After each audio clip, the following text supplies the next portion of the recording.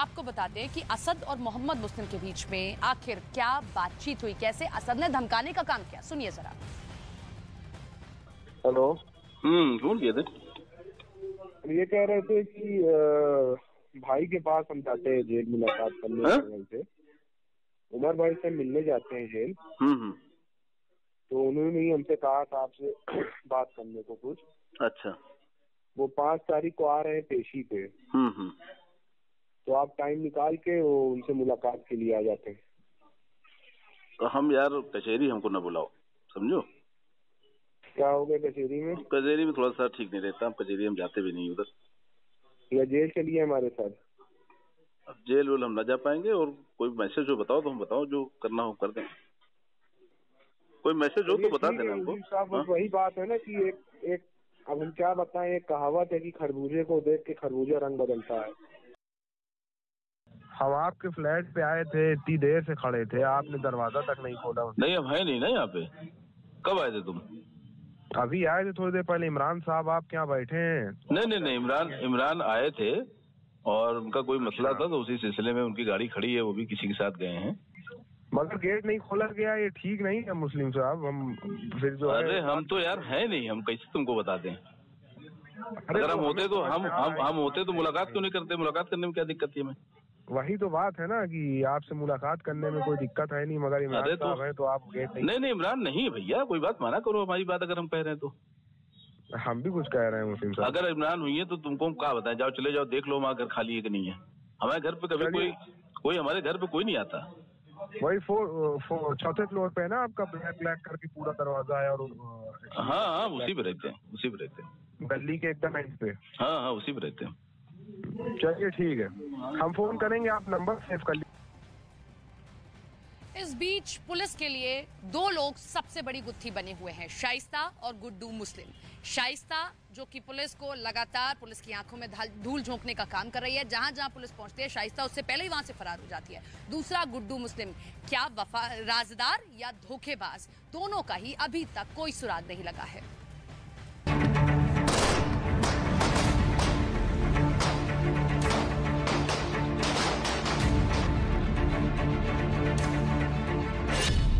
चालीस घंटे में कुछ बड़ा होने वाला है।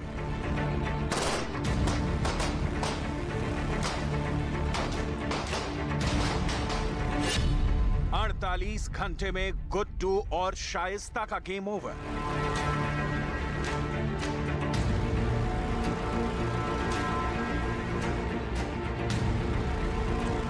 पिछले करीब 2 महीने से शाइस्ता और अतीक का बमबाज गुड्डू मुस्लिम पुलिस और यूपी एसटीएफ के साथ आंख मिचौली का खेल खेल रहा है।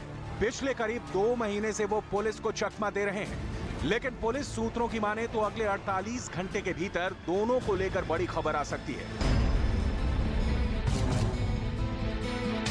शाइस्ता को लेकर जो जानकारी सामने आई है उसके मुताबिक शाइस्ता अकेले नहीं भाग रही है, बल्कि अतीक की बहन आयशा नूरी भी शाइस्ता के साथ है। यही नहीं, शूटर साबिर भी इन दोनों के साथ है। एक साथ ये लोग कछार के इलाके में छिपे हुए हैं। शाइस्ता के साथ 6 से 7 महिला और हैं जो लगातार बुर्का पहनकर इनके साथ रहती हैं। पुलिस सूत्रों के मुताबिक आयशा नूरी अतीक अहमद की बहन पानी के रास्ते पश्चिम बंगाल जाने की फिराक में है। मंगलवार शाम तक अतीक की बहन आयशा नूरी शाइस्ता परवीन के साथ थी। 50,000 का इनाम है और उम्मीद है कि जल्द गिरफ्तार कर ली जाएंगे। पुलिस सूत्रों के मुताबिक उमेश पाल हत्याकांड में शामिल शूटर साबिर शाइस्ता के साथ साये की तरह चल रहा है। साबिर के बहुत सारे वीडियोस हैं सोशल मीडिया पे और उसमें वो शाइस्ता परवीन का ड्राइवर का रोल निभाता नजर आ रहा है। शाइस्ता की लोकेशन ट्रेस करने में इसलिए भी देरी हो रही है क्योंकि शाइस्ता एक प्रोफेशनल क्रिमिनल की तरह लगातार अपना फोन नंबर बदल रही है। पुलिस सूत्रों का कहना है कि यूपी एसटीएफ की टीम को चकमा देने के लिए शाइस्ता और आयशा लगातार लोकेशन बदल रही हैं। मतलब ये कि वो एक जगह पर ज्यादा देर तक ठहर नहीं रही हैं। ये मेरठ में अतीक की बहन आयशा नूरी का घर है। फिलहाल इस घर पर ताला लटका हुआ है। इसी घर में आयशा नूरी ने शूटर गुड्डू मुस्लिम को शरण दी थी। उसे भागने के लिए आयशा और उसके पति अखलाक ने गुड्डू को 50,000 रुपए दिए थे। 5 मार्च को गुड्डू मुस्लिम यहीं पर आया था, इसी घर में आया था और उसके बाद पुलिस को एसटीएफ को इस बात की जानकारी मिली और उसके बाद से जो डॉक्टर अखलाक हैं वो पुलिस की गिरफ्त में हैं और जो आयशा नूरी अतीक अहमद की बहन वो फरार हैं। पिछले साल सितंबर महीने में डॉक्टर अखलाक और आयशा ने साबरमती जेल में अतीक से मुलाकात की थी। उस वक्त अतीक ने अपने बेटे असद के लिए आयशा नूरी की बेटी उनजिला का हाथ मांगा था, लेकिन पिछले 2 महीने में ऐसे हालात बने कि असद की शादी तय करने वाला अब ना तो अतीक जिंदा है और ना ही खुद असद। उनजिला के रिश्ते की बात चल रही थी असद के साथ। ऐसा कोई रिश्ता नहीं हुआ इनका। हाँ। अगर रिश्ता होता तो ये मोहल्ले में पता लगती सबको। पुलिस सूत्रों का दावा है कि अतीक ने आयशा नूरी और उसके पति डॉक्टर अखलाक को हमेशा पैसों से मदद किया था और इसी वजह से अतीक और उसके बेटे पुलिस से बचने के लिए उसके घर पहुंचते थे।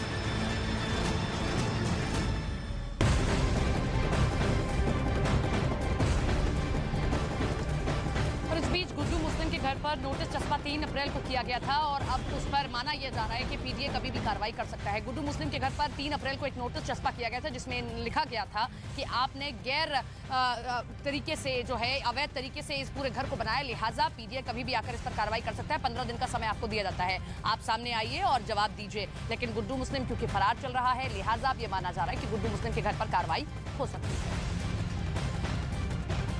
Umesh Pal shoot out case में वांटेड बमबाज गुड्डू मुस्लिम फरार है। उस पर 5 लाख का इनाम घोषित है, लेकिन चकिया स्थित गली में उसका मकान है जो कि 3 मंजिला बना हुआ है।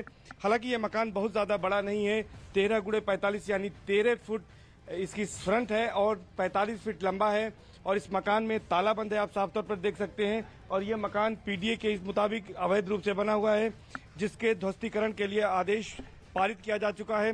18 तक मोहलत दी गई थी, यानी 18 अप्रैल तक अपना जवाब दाखिल करने की, और जवाब न दाखिल करने पर अब इसकी मियाद पूरी हो गई है और कभी भी प्रयागराज विकास प्राधिकरण इस पर बुलडोजर चला सकता है। और आप देख सकते हैं कि घर पर चांद बीबी जो कि उनकी पत्नी है और इसके साथ साथ गुड्डू मुस्लिम, इनके नाम पर यहाँ पर नोटिस प्रयागराज विकास प्राधिकरण का चस्पा है।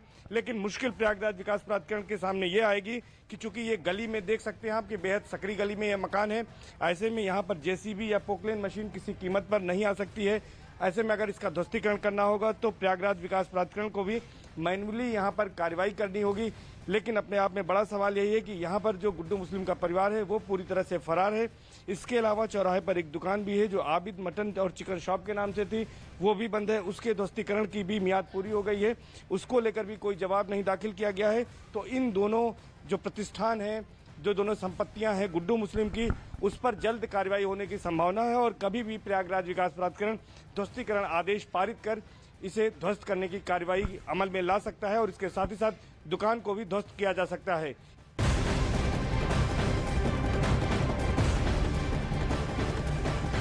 और इस बीच अब आपको तस्वीर दिखाते हैं गुड्डू मुस्लिम के बेटे आबिद की, उसकी दुकान की, जहां ये चकिया चौराहे पर यह दुकान है जहां पर पीडीए ने नोटिस चस्पा किया है कि कारण बताओ नोटिस है, इतने समय तक आपको आना है, अगर आप नहीं आते तो ध्वस्तीकरण की कार्रवाई इस दुकान पर भी की जा सकती है।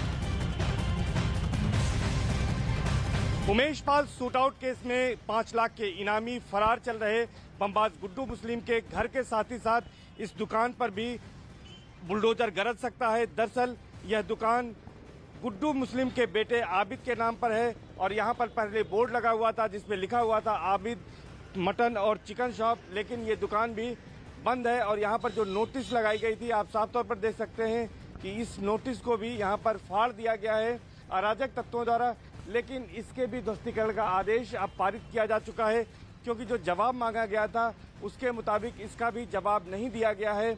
और यह जो पूरी बिल्डिंग है ये अवैध रूप से यहाँ कंस्ट्रक्टेड है और इसके चलते इसे भी ध्वस्त करने की कार्रवाई अमल में लाई जा सकती है। इसका आदेश यहाँ पर दिया गया है तो जल्द ही इसकी कार्रवाई भी यहाँ पर देखने को मिलेगी और माना जा रहा है कि मकान के साथ ही साथ इस अवैध दुकान पर भी बुलडोजर की कार्रवाई हो सकती है। यही आय का साधन था गुड्डू मुस्लिम का, लेकिन उमेश पाल शूट आउट के बाद वो ये दुकान भी बंद है और गुड्डू मुस्लिम का बेटा आबिद और अन्य बच्चे और उसकी पत्नी चांद बीबी सभी परिवार के लोग फरार हैं। तो गुड्डू मुस्लिम के घर के साथ ही साथ चकिया के चौराहे पर स्थित इस चिकन शॉप को भी ध्वस्त करने की कार्रवाई जल्द ही की जा सकती है। हालांकि इस जगह पर बुलडोजर का भी एक्शन हो सकता है, यहाँ पर आसानी से बुलडोजर से इस दुकान को ध्वस्त किया जा सकता है।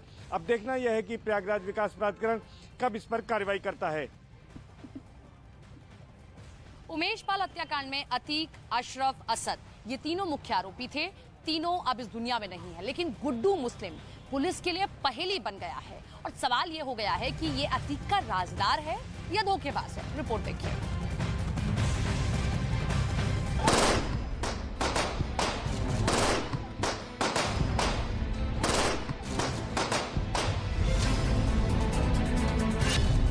अतीक से नाराज था गुड्डू मुस्लिम। अतीक की डील से भड़का था गुड्डू।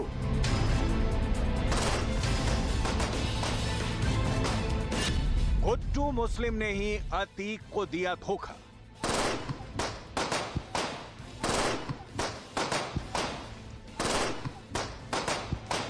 उमेश पाल के हत्याकांड के बाद से ही अतीक का शूटर गुड्डू मुस्लिम फरार है, लेकिन अब गुड्डू मुस्लिम और अतीक अहमद को लेकर एक चौंकाने वाला मामला सामने आया है।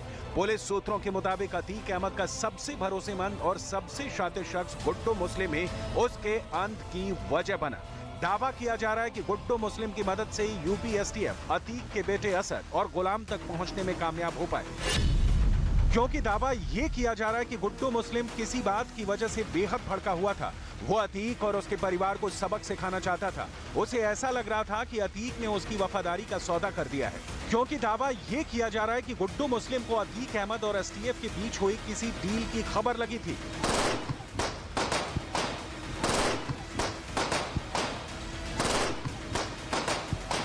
गुड्डू मुस्लिम पुराना कॉन्ट्रैक्ट किलर है और जो मेरी व्यक्तिगत जानकारी है, वर्ष 99 में गोरखपुर पुलिस ने इसे नारकोटिक्स के साथ गिरफ्तार किया था।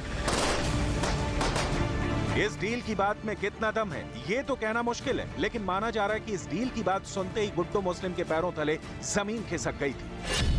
दावा यह भी है कि एसटीएफ से अतीक ने अपने बेटे असद की जान बख्शने की डील की थी और बदले में गुड्डू मुस्लिम को सौंपने का वादा कर दिया था।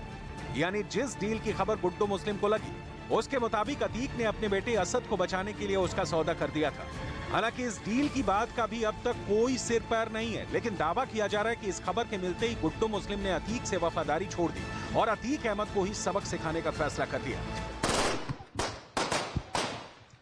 क्राइम करने में सक्षम है, इसलिए ये एक इम्पोर्टेंट टारगेट है हमारे लिए, क्योंकि ये सोसाइटी के लिए थ्रेट बना रहेगा जब तक ये कानून के दायरे में नहीं आएगा। दावा यह है कि गुड्डू मुस्लिम ने ही यूपी एसटीएफ को असद और गुलाम की लोकेशन बताई। असद के एनकाउंटर के बाद माना जा रहा था कि पुलिस गुड्डू मुस्लिम के बेहद करीब है और किसी भी वक्त उसकी गिरफ्तारी हो सकती है, लेकिन शातिर और चालाक गुड्डू मुस्लिम लगातार अपनी लोकेशन बदलता रहा। हालांकि पुलिस सूत्रों का दावा यह है कि गुड्डू मुस्लिम की मूवमेंट को बारीकी से ट्रैक किया जा रहा है। कभी भी यूपी पुलिस गुड्डू मुस्लिम तक पहुंच सकती है। सबसे बड़ी पहेली तो यह है कि अशरफ मरने से ठीक पहले गुड्डू मुस्लिम का जिक्र क्यों कर रहा था। अशरफ और अतीक की मौत के साथ ही ये पहेली भी अनसुलझी रह गई कि अशरफ गुड्डू मुस्लिम के बारे में क्या बोलने वाला था।